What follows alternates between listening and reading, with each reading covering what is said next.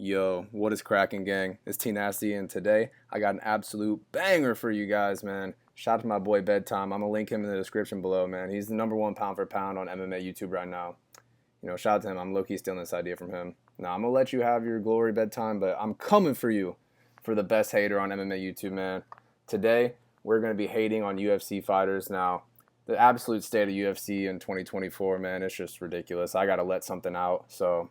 We're going to be going down, picking a guy from every division, and we're going to be showing them some hate, man. So some of these guys might be guys who I like and just need to have to say something about. Or some of these guys might be a guy that I absolutely fucking despise, man. So we're going to get right into it. Starting off with the flyweight division, man. Starting off with a good one here, Manel Cap.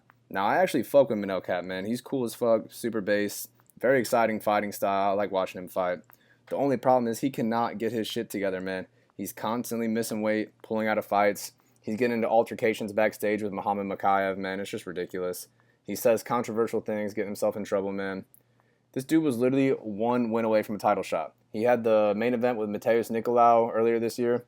What does he do? He pulls out the damn fight, man. It was a layup for him to get a title shot, and he just threw it all away, man. He was one win away. And then they rebook him against Muhammad Mokaev. Hey, that's a freaking awesome fight, man. They're getting into beef. They're getting into it backstage. You think it's going to be a super exciting fight? It is literally one of the most boring fights I've ever seen in my life. I literally almost fell asleep watching that fight, man. Not only was it boring, this motherfucker lost to Muhammad Mokaev. And then Mokaev just gets cut from the UFC. So, what was even the damn point, man? Oh, man, it's so funny. This dude, Manel Cap, he was talking shit to Adesanya. First of all, this is what that fight would look like if those two went at it, man. Come on, tell me that's not how it would go. This dude's so tiny. But anyways, he's talking all this shit to Adesanya, and then he proceeds to go life and death with Felipe dos Santos on short notice, man. Does anybody here know who Felipe dos Santos is? Yeah, okay, me neither, man. Who the fuck is Felipe dos Santos? Come on, Manel Cap, man. You need to get your shit together, man. Moving on to the bantamweight division. Man, this one's about to get me hot. This might be my least favorite guy in the UFC. Maybe second behind a guy we'll talk about later, but I freaking hate Pedro Munoz, man. I do not like watching him fight, man. All he does is throw leg kicks. Has anyone seen him do anything else? Aside from the one win he's been riding for years off of knocking out Cody Garbrandt, he got so lucky with that. Garbrandt just decided to stand there and bang with him, and he got lucky knocking him out. He's been riding that win for 10 years now. This guy hasn't done nothing since. All he does is throw leg kicks, man. We were watching the fight against Cheeto. All he was doing was throwing leg kicks in that fight, too. And then Cheeto got annoyed with him. He almost damn near soccer kicked the dude. I was jumping for joy when that happened, man. I would love to see him get freaking soccer kicked in the face. But the fight against O'Malley, people actually think he won the first round against O'Malley. Some of you guys need to get in a Muay Thai gym and learn how to check a kick and tell me that motherfucker won that round. That's just ridiculous. This dude, oh my God, all he did was throw kicks, and then he gets eye poked, and he just quits. Come on, man. He was well on his way to getting knocked the fuck out by O'Malley, and then he fakes the eye poke. Literally the next day, he's covering the wrong eye, pretending like he still can't see. Dude, you got poked in the right eye, and you're pretending your left eye can't see. Come on, make it make sense, Pedro. God, I hate this guy. Anyways, moving on to the featherweight division, man. Like I said earlier, this is another guy who I actually fuck with. This dude's so funny, dude.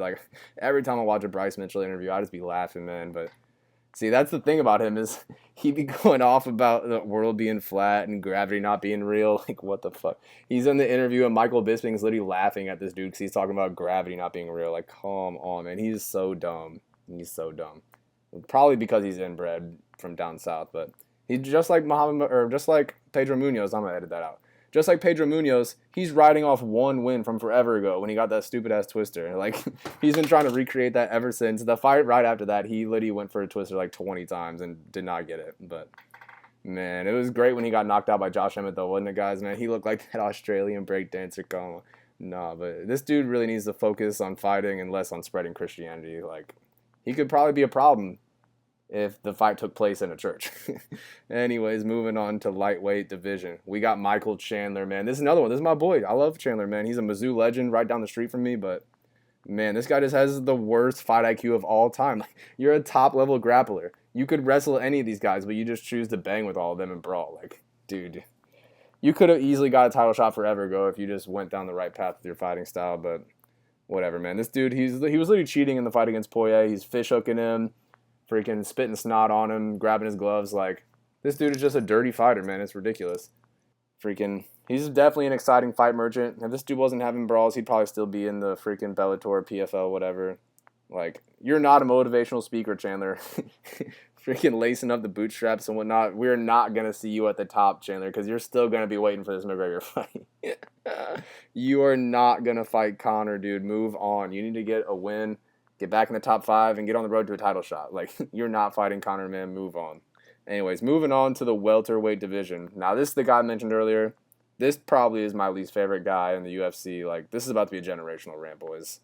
I freaking hate Neil Magny. Like, this is probably the most boring guy in the whole UFC. This guy's literally built like a number 2 pencil. So skinny and long, it's ridiculous. And, like, does anybody know what this guy does good? Anybody? No, nobody does. All he can do is cage clinch. That's all he does. If cage clinching was illegal in the UFC, this guy would probably be a manager at a Walmart. Like, tell me this doesn't look like Neil Magny in 5 years. Come on. Nah, but this dude literally got 30-24 against Ian Gary. 30-24. Has anyone ever heard of a 30-24 before? It literally happened to him against Ian Gary, dude. Like, do better, man. Like, his one job in the UFC is just to be there to make other fighters look good. Like, he's getting smashed by Shavkat, getting smashed by Ian Gary. And just when you think he's going to get smashed by another prospect, he somehow flukes win over Mike Malott. Like, what are you doing, Mike? Come on. This dude is so boring, but the one thing that pisses me off is I know once he finally leaves UFC, he's somehow going to go and win the $1 million in PFL. Like, tell me that's not what he's going to do, man. Fuck him and his kids. I fucking hate you, Neil Magny. Literally my least favorite fighter ever. Moving on to the middleweight division. We got my boy Marvin Vettori, man. This is another guy. I actually kind of fuck with Marvin. He's hilarious, dude. But he is just so dumb. Like, how do you wear your shorts backwards? Come on. Like, why didn't someone tell him he had his shorts on backwards, man? That's just ridiculous. But this is another guy with bad fight IQ. Like, he's a chin merchant. He has an iron chin. You cannot knock this guy out with a baseball bat. But for some reason, he tries to just be technical, and he's getting outpointed by Whitaker, Adesanya, freaking Roman Dolidze. Like, come on, dude. This guy needs to do better. He's literally an orc. Who remembers when he got his ass slapped by Izzy? Come on. Oh, that was great. Man, I love you, Marvin. You're pretty funny, but why are you getting beat up in the casino by Brendan Allen? Come on. Does anybody even know who that dude is? Like, Brendan Allen sucks, man. You're getting knocked out in the casino by him, man. That's just terrible. Moving on to the light heavyweight division, boys. We got my boy Juice WRLD up in here. Oh, nah. If Juice WRLD doesn't get back to rapping, man, and quit pretending to be a UFC fighter faking his death, tell me he doesn't look like Juice WRLD. Anyways, Jamal Hill, man, the salty champion of the UFC. Like, this guy's on multiple camera angles, complaining about everything, beefing with Ariel Helwani. Like, oh my God, Jamal. He's in here beefing with people on Twitter. Even if you compliment him, you could literally tell Jamal, hey, I love you, champ. Can't wait to see you get back in there and get a win. And he's all in there like, man, you've never set foot in the cage like me. You can shut the fuck up, man. You bitch made. If you stepped in there like me, you get knocked out easy, man. You a bitch. Dude, we're trying to compliment you, Jamal. Come on.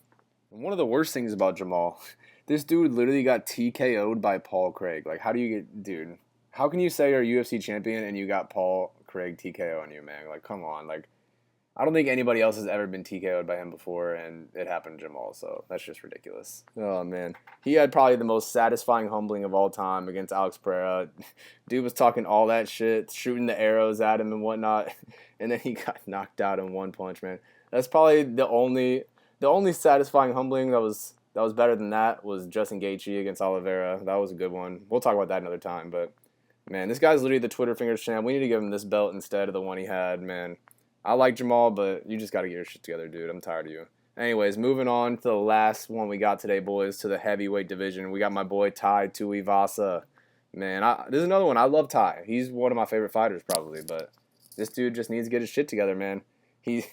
Tell me Tai Tuivasa with a nutritionist wouldn't be a new mythical fighter. Like, this guy's literally in the locker room at the Apex getting DoorDash Taco Bell.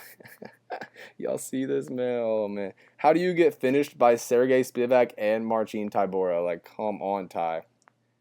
All you got to do, get in the gym, lose some weight. Like, how are you a professional athlete at the top level and you're literally obese?